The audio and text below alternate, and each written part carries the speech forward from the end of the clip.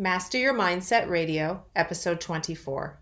Welcome to Master Your Mindset Radio, the show where we empower you to conquer limiting beliefs and transform your world with your gifting and purpose. Now for your host, Elizabeth Nader. Hey, my friends, welcome back. So glad to have you here for another episode. You're listening to this after the Super Bowl win on Sunday night of the Kansas City Chiefs. And I talked about some aspects of that win on my Monday motivation video in my private Facebook group, which if you haven't joined, it's free to join. You should definitely do that. I have information at the end of the podcast on that. It's also on my website, or you can just search Master Your Mindset Academy within Facebook. But listen, join, because I don't know about you, but my Facebook feed has so much depressing news in it all the time. It seems to crowd out all the positive things that I want to see and all the pictures from friends and family. And so my group is there to put some positivity in your feed, to give you encouragement throughout the week. And I think we need to clean up our feeds a little bit. So join the group and you'll definitely gain all that and a sense of community. But anyway, every Monday I do a message to the group, just something quick to get them thinking about mindset issues for the week. And I talked about the coach, Andy Reid, who won with his team Sunday night, the Super Bowl, what a big deal that was, how he had waited so long in his career to achieve that and all the things he had been through, which is pretty incredible, personal and professional, and a pretty neat story. But in today's podcast, I want to take another aspect, or look at another aspect of the Super Bowl, because, you know, sports is such a metaphor for life, isn't it? You don't even need to be an athlete,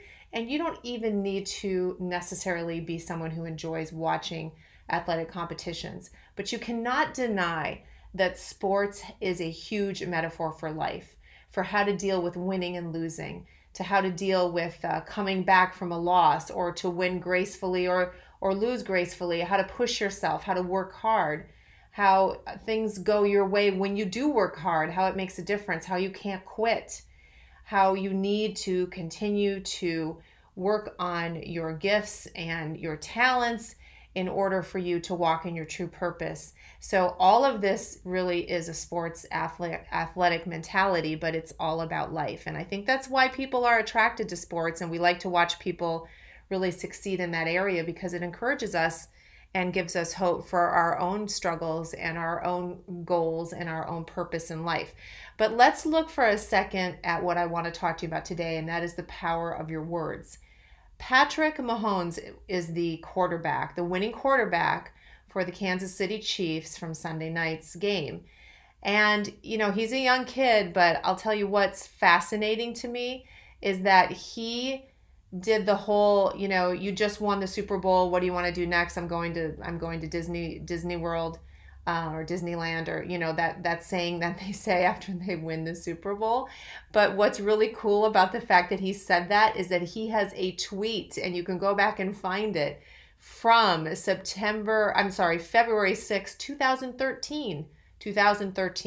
So that is now 7 years ago, and he wasn't even in the NFL. And this is what his tweet says: "I bet it feels amazing to be the quarterback who says, I'm going to Disney World after winning the Super Bowl."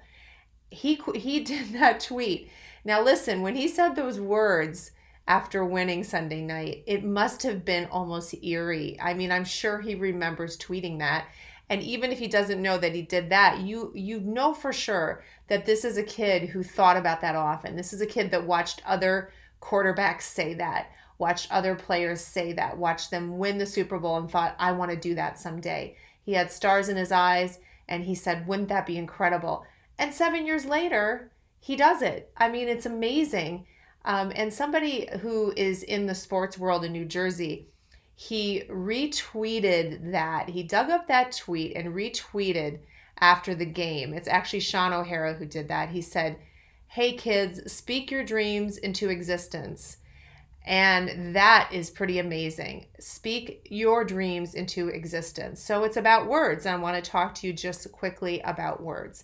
Now, the fact that Patrick said that, the quarterback said that, in 2013. It's not magic. It's not just he said those words and so voila, he woke up and there he was in the Super Bowl and winning and saying those same words into the microphone in front of the world. We know it's not magic. Hopefully you know that. It's not just what you say, but we start with words. We have to understand the power of what we speak into existence. And yes, we have to do the hard work, but there's something that happens when you speak something into the atmosphere, when you say something into the atmosphere. A good friend of mine who is a traveling minister, Helen Trowbridge, she always says, and I put this in my book, words were first used for creation, not for communication. And, I believe that the world was created by the words of God. I believe the creation story. And if you think about the impact of those first few chapters, the first chapter in Genesis, and you think about the fact that words, albeit they came from God, but words created things, created the world, created the universe, created stars. That is my personal belief. It doesn't have to be yours. But when I look at that, I think, wow, the power of words. And then we're told often about be careful what you say. You have what you say. If you look at the Bible, there's so many verses about the power of our words. If you look at the movement of the law of attraction that the world has embraced, for me, a lot of that is biblically based. But if you look at that movement, The Secret and other things, a lot of that is about the power of your words. It's thoughts as well, but it's the power of your words, is speaking into existence what you want in your life. Now, words come from thoughts, so that's why we deal with thoughts as well. But today we're talking about the power of your words. Now, if words have that kind of power, don't we need to be careful what we say? If words have the power to create, if words have the power to pull us in a certain direction in our life, what if we're constantly saying negative things? What if we're constantly complaining? What if we're constantly putting ourselves down or the people around us? What if we're constantly looking at the dark side of an issue and not the light side? What if we're constantly looking at what may go wrong instead of what may go right? Our world gets framed by our words. The more we hear ourselves speak, the more our brain says, okay, whatever you say, I'm going to deliver that for you. That's what the law of attraction talks about. And if you study anybody who really gets into how our brain works and when we speak, then what that does in terms of embedding those words into our brain and causing our brain to try to fulfill what we're saying. If you look at all of that and you understand from the standpoint of the power of the brain, you know that words have an effect on the way we think. They have an effect on our brain, therefore they have an effect chemically on what happens in our body. So, it starts with a thought, but then the words that we say actually affect the way our brain works and therefore affects our experience. So all of it is interconnected. So we have to be so careful. So what words are we saying? And when he tweeted that back in 2013, I'm sure at the time he was working very, very hard. I'm sure at that time he was chasing his dream to be in the NFL. He was doing everything he could do. He was taking care of himself, physically, mentally, I'm sure spiritually. I'm sure all of that was in balance. I know he's a very spiritual guy. And so he was taking care to focus hard on improving himself so that he could reach that dream. But what did he do? He said it. He put it into existence. He put it out there, and I'm sure he said it more than just once, not just in this tweet. And the power of that, I think, is truly amazing. The fact that it came to pass on such a public stage is pretty cool. But there's so many more stories like that you don't even know about. There's so many stories in my life, and I'm sure in your life, where you've said something and you've been determined about it and it's come to pass. It may not be as big as, winning a Super Bowl, right? It may not be something that everybody sees or knows about, but in your heart, those things which you have continually spoken about and been determined about that have come to pass in your life. You also conversely probably know in your heart when you've been negative or when you've focused too much on the dark side of an issue, and then you've just created more negativity in your life. Each of us can admit to doing that. So we have to watch and be so careful about the words that we say. A really good person to follow and read her books, who is focused on how the brain works, is Dr. Caroline Leaf. I love her. I followed her for a long time. I refer to her in my own book and in my work, but she has several books, and one of them is called Who Switched Off My Brain. And what's great about that book is it helps you understand, as I was talking about earlier, the connection between our words, our thoughts, and what that chemically does to our brain, and therefore how it controls our experiences in our body, and how when we speak words of stress and feel stress, that we actually chemically change things in our brain, which actually then ends up affecting our body, and just the connection of all of that. And it starts with a thought. It goes to a word, right? We speak that word, and then we cause changes in our body, in our brain, and then eventually in what we experience. So the way I like to say it is that the words you speak today, the thoughts that you have today, they frame the experience that you have tomorrow. It's not always, that quick, but if we were to be more careful about the words that we said, and understood that whatever we spoke, if I said to you, hey guys, whatever you say is going to happen. Oh my gosh, if you knew that beyond a shadow of a doubt, whatever words that you said were going to frame your experience and frame your world, you would be very, very careful what you say, wouldn't you? You would be very careful what you focus on. We follow our words. Our brain follows our words. If I say I want to succeed at something and I'm determined to do that, and I say that out loud, I say it to myself, I say it to my friends and my family, and I'm constantly speaking that into my life, my brain is just going to figure out how to make it happen. It's like my brain doesn't know the difference between you've already achieved that and, oh, we need to get there. I mean, my brain is going to say, okay, I'm going to follow this, and we're going to make sure that this happens in your life. It's this connection that God gave us between our thoughts and our words, and the way that our brain so magnificently works, right? There are people who have talked themselves into getting sick. Do you know people like that? They're constantly saying something about illness or something about disease or not feeling well, constantly talking themselves into getting sick. I'm going to get sick. I'm going to get sick. And then all of a sudden they're ill. Does that just happen because somehow they knew it was coming? Not all the time. I really know, I know people like that, and I know that the power of their words changes their body enough that it changes their experience, and they literally talk themselves into it. People talk themselves into and out of things more often than they know. They talk themselves into things they don't want. They talk themselves out of things they want. Our words are used against us. We use our own words against us so often that if I were able to show that to you, you probably would never speak again, because you'd be so freaked out by the power and the creative power of our words. So we want to focus on using our words for good. And we also want to know that there's grace. I mean, if we mess up and we say things we shouldn't say, we can change that path pretty quickly. What we don't want to do is just have a long-standing habit of speaking negatively, a long-standing habit of saying things that shut down our future and shut down possibilities and make us feel small and tell our brain that, there is no hope. We have bad days. We all say things we don't, want to say. All say things we wish we hadn't said. But the power of our words can create our future. So we've got to be focused on that. I think it's a daily habit.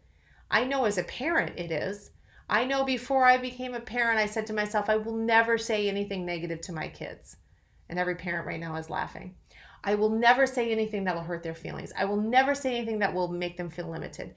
I will only speak words of affirmation over my children all the time, 24/7. Well, it's not reality. I mean, here I am, a mindset coach. And so I probably more than most people try to speak this stuff over my children, but I can't possibly be perfect like that. And I have messed up as much as you guys have that are parents out there. I've had to go to my kids and said, I'm sorry, I shouldn't have said that. I'm sorry I made you feel that way. We get tired, we get stressed. It's difficult to raise children sometimes. And so therefore we react and we say things we wish we hadn't have said. But we're sensitive to it. We ask for forgiveness. We turn it around. We show them that we're not perfect, but what do you do when you mess up? So, we have a great responsibility So it's not easy to do the right thing all the time, but we have to be careful with our children and what we say. And unfortunately, not everyone grows up in that environment where the parents are willing to say, I'm sorry, where the parents have the intention to speak only words of life over their children. Some of you listening did not grow up like that. Some of you listening grew up with words that hurt you, words that stung, words that limited you, words that still haunt you today. I've met many people like that. And even people who grew up in more positive environments sometimes only takes one person in a position of authority, or one friend that you really want who says something negative to you, and it sticks with you. I mean, I talked about that last week when I went to dinner with those two friends, and they talked about those words that were spoken over them when they were in I don't know, 6th grade or even younger, words that they still remember today. So we have to understand the power in that. So not only is a responsibility with us to speak words of life about our life, about the people we love and to other people, but we also need to make sure we deal with, heal from, forgive, and shake off those words that were spoken over us that had the ability to create negative things. Remember, words have creative power. Words were first used for creation, not communication. I also believe that's why we see people who are in the spotlight, people who are in Hollywood or positions of power where they're looked at a lot. If those people don't have a strong spiritual base, if they don't have a commitment to protect their marriage, you see a lot of marriages break up. Now, that could be for any number of things, but I personally believe when so many people out there are speaking negatively about you, which we tend to do to people, we like to put them on a pedestal and then tear them down. You know, people like to tear apart marriages that are on the public stage. When that much negative energy is out there, when those many words out there are negative about you, it's eventually going to affect you. They have to be that much stronger, that much more committed, that much more careful about protecting themselves from those words. And if they don't, eventually those words have the power to tear down their life. So we need to take our words more seriously. We need to understand that not only do our words have power for our life, but they have power for other people's lives. And be careful what we listen to. Be careful what we allow into our spirit, what words that we listen to long enough for them to drop into our spirit. So I just wanted to remind you about all of that. And ultimately, on a high note, speak those words. Make that tweet that says 10 years from now, you're going to be president of some company, that 20 years from now, you're going to be running for a political office, that 15 years from now, you're going to have a very successful company. 2 years from now, you're going to achieve this or that. A year from now, you're going to run a marathon. Whatever it is, do your own Patrick Mahomes tweet. Do your own. You don't have to tweet it, but make up your own and put it out in front of yourself, put it out in front of the people you care about. And, just understand that the more you say it and the more you focus on it, the greater chance it will have to come to pass in your life if you do the work that comes with it. Plaster it on your walls. Do whatever you need to do to make it clear that you are focused on this goal, and that if you do what you need to do, you will see it come to pass in your life. When? Who knows? Did Patrick know it would be 7 years? Who knows? The point is not when, but the point is that it will happen. So be encouraged, guys. I hope you have a fabulous week. Don't forget, to help you with all of this, we've got the Mindset Reset coming up on Saturday, March 28th. The early bird pricing and early registration will open next week. So if you want in on that to save money and get a seat before it all closes, you have to get on my website and give me your email address so that you know right when that early bird registration opens. If you go to mindsetreset2020.com, all you have to do is put in your email address. That's it. And then as soon as that card opens with the early bird pricing, you will get that email. You can jump on, get one of those 20 seats. I expect it's going to close quickly based on what people are telling me, so you don't want to miss it. And we're going to do this kind of work. We're going to talk about words and thoughts, spirit, soul, and body. We're going to help you with your fears and your doubts. You're going to walk in one way, walk out the other way. It's going to be a game changer. I don't want you guys to miss it. Saturday, March 28th in Northern New Jersey. And join the Facebook group, guys. Don't forget to do that. Instructions at the end of the podcast. Have a wonderful week and speak words of life and go reach your dreams. Thanks, guys. God bless. Thank you for listening to Master Your Mindset Radio. Before you go, if you want to be part of a free online community of like-minded individuals for support, resources, and inspiration as you conquer your limiting beliefs and pursue your purpose, go to elizabethnader.com/community. That's elizabethnader.com/community, or search for Master Your Mindset Academy private group on Facebook. Looking forward to seeing you online.